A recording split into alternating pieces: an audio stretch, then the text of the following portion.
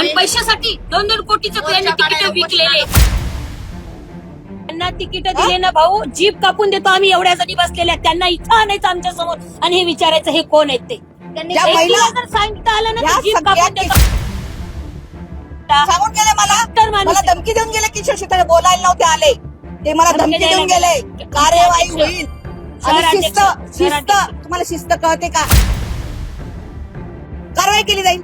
अरे काय कारवाई करा तुम्ही? पक्षातून हाकला, दुसरं काय करू शकता?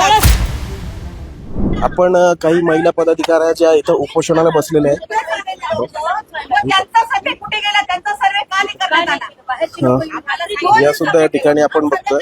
2 दिवसात आलेले लोक सर्वे नाही, मग तुम्ही त्यांना तिकीट कसं काय दिलं? कोणत्या बेसवर दिलं? मला सांगावं कोणत्या बेसवर तिकीट मिळतं त्यांना?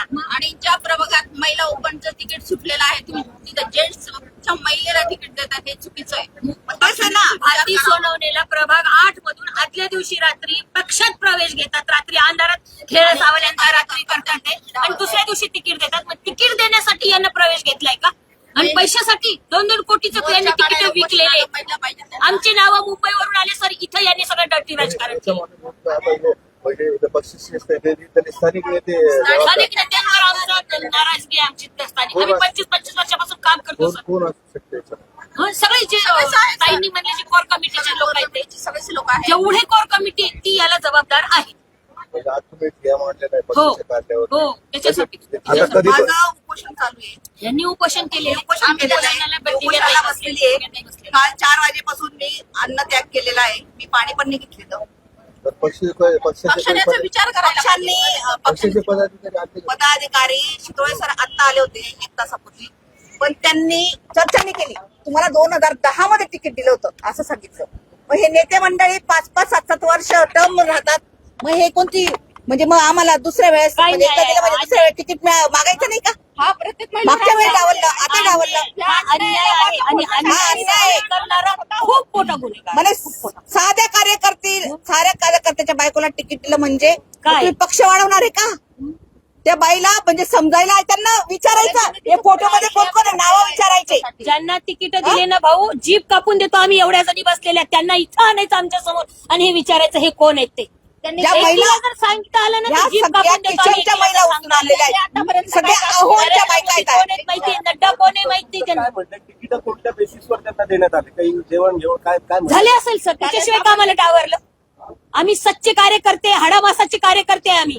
मग आमच्याकडनं तुम्ही पैसे घ्यायची अपेक्षा का बरं करता? मग रात्री का बरं तिकीट दिलं?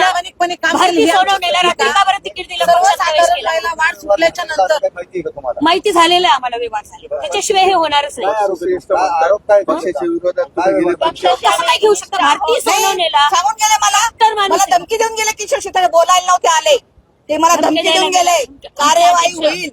आणि शिस्त तुम्हाला शिस्त कळते का? अरे तुम्हाला शिस्त कळते का? तुम्ही भाषणात काय सांगितलं? जे पुरुष कार्यकर्ते त्यांच्या महिलांना, नगरसेवकांच्या महिलांना तिकीट दिले जाणार नाही. मग हे काय झालं? काय म्हणून धमकी दिली? काय म्हणून धमकी दिली? कारवाई केली जाईल. अरे काय कारवाई करा तुम्ही? पक्षातून हाकला, दुसरं काय करू शकता? 16 केसेस आहे सर